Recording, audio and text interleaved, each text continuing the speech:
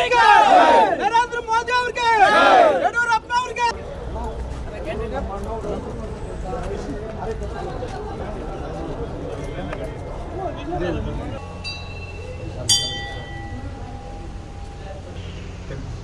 Temple ಅಲ್ಲಿ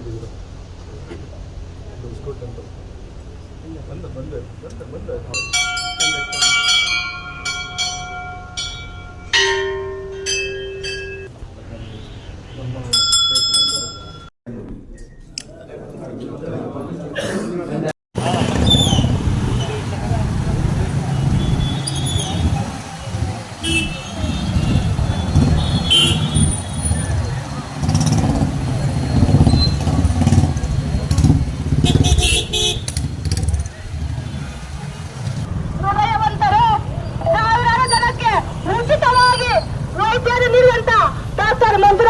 ನಿಮ್ಮ ಮನೆಯ ಬಾಗಿಲಿಗೆ ಬರ್ತಿದ್ದಾರೆ ಬಂಧುಗಳೇ. ನಿಮ್ಮ ಅಮೂಲ್ಯವಾದ ಮತವನ್ನು ಡಾಕ್ಟರ್ ಮಂಜುನಾಥ್ ಅವರಿಗೆ ನೀಡಬೇಕಾಗಿ ಕೊನೆಯ ಪ್ರಾರ್ಥನೆ. ನಮ್ಮ ಅಮೂಲ್ಯವಾದ ಮತವನ್ನು ನಮ್ಮ ಬಿಜೆಪಿಯ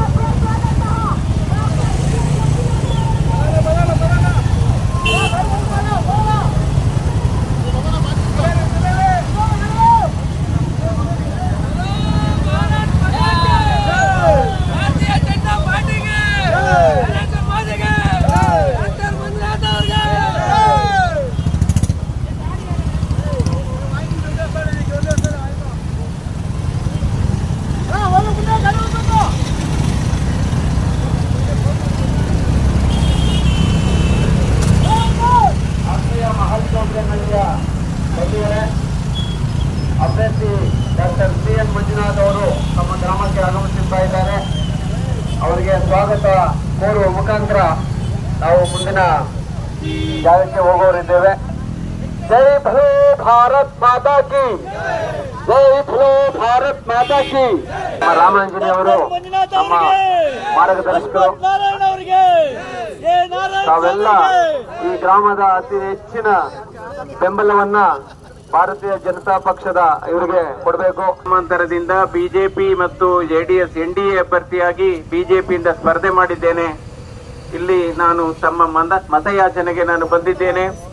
ದಯವಿಟ್ಟು ತಾವುಗಳು ನನ್ನ ಕ್ರಮ ಸಂಖ್ಯೆ 1 ಕಮಲದ ಗುರುತಿಗೆ ಮತ ಹಾಕುವ ಮೂಲಕ ನನಗೆ ಆಶೀರ್ವಾದ ಮಾಡಬೇಕು ಎನ್ನುವ ಕಳಕಳಿಯ ಮನವಿಯನ್ನ ತಮ್ಮ ಮುಂದೆ ಮಾಡ್ತಾ ಇದ್ದೇನೆ. ಈಗಾಗಲೇ ಹಲವಾರು ಸಮೀಕ್ಷೆಗಳು ಬಂದಿದ್ದಾವೆ. ಇದರಲ್ಲಿ ಸುಮಾರು ನರೇಂದ್ರ ಮೋದಿ ಅವರ ನಾಯಕತ್ವಕ್ಕೆ 400 ಲೋಕಸಭಾ ಸೀಟು ಬರುವ ಎಲ್ಲಾ ಸಾಧ್ಯತೆ ಇದೆ. ಸೊ ಈ ದೇಶಕ್ಕೆ ಮೋದಿ ಅವರ ನಾಯಕತ್ವದ ಅವಶ್ಯಕತೆ ಇದೆ. ಇದಕ್ಕೆ ಯಾಕೆಂದ್ರೆ ದೇಶಕ್ಕೆ ಸುಭದ್ರ ಸರ್ಕಾರ ಬೇಕು, ಸ್ಥಿರ ಸರ್ಕಾರ ಬೇಕು ಮತ್ತು ಅಭಿವೃದ್ಧಿ ಮಾಡತಕ್ಕಂತ ಸರ್ಕಾರ ಬೇಕು. ಅದರಿಂದ ತಾವೆಲ್ಲರೂ ನನಗೆ ಆಶೀರ್ವಾದವನ್ನು ಮಾಡಿ ಸಂಸತ್ಗೆ ಕಳಿಸಿಕೊಡಬೇಕೆಂದು ತಮ್ಮಲ್ಲಿ ಕಳಕಳಿ.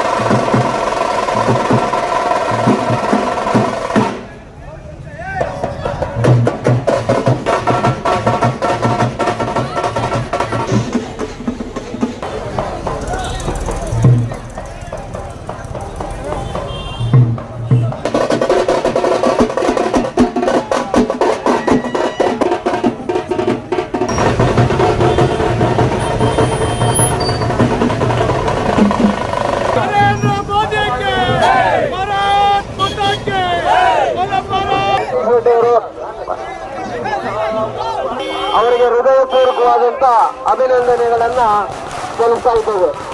ಬಂಧುಗಳೇ, ಈ ಬಾರಿಯ ಚುನಾವಣೆ ನಮ್ಮೆಲ್ಲರಿಗೂ ವಿಶೇಷವಾದಂತ ಚುನಾವಣೆ.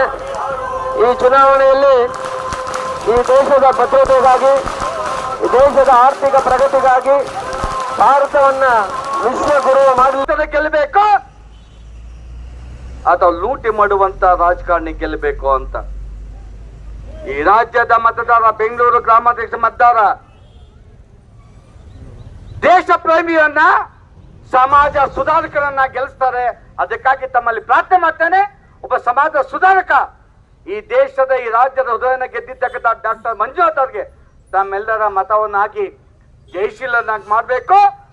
ಯಾವುದೇ ಕಾಂಗ್ರೆಸ್ನವರ ಆಸೆಗಳಿಗೆ ತಲೆ ತೂಗು ಅಂತ ಹೇಳಿ ಪ್ರಾರ್ಥನೆ ಮಾಡ್ತಾ ನಮಗೆ ಅವಕಾಶ ಕೊಟ್ಟಂತ ನಮ್ಮ ರ್ಯಾಲಿಯಲ್ಲಿ ಭಾಗವಹಿಸಿ. ದೇಶದ ಚುನಾವಣೆ ಇದು ದೇಶದ ಭವಿಷ್ಯವನ್ನು ರೂಪಿಸುವಂತ, ದೇಶದ ಇತಿಹಾಸವನ್ನ ಬರೆಯುವಂತ ಇದು ಮಹತ್ತರ ಚುನಾವಣೆ ಆಗಿದೆ. ಈ ಚುನಾವಣೆಯಲ್ಲಿ ನಾನು ಬಿಜೆಪಿ ಮತ್ತು ಬಿಜೆಪಿ ಮತ್ತು JDS NDA ಅಭ್ಯರ್ಥಿಯಾಗಿ ಬಿಜೆಪಿಯಿಂದ ನಾನು ಸ್ಪರ್ಧೆ ಮಾಡಿದ್ದೇನೆ.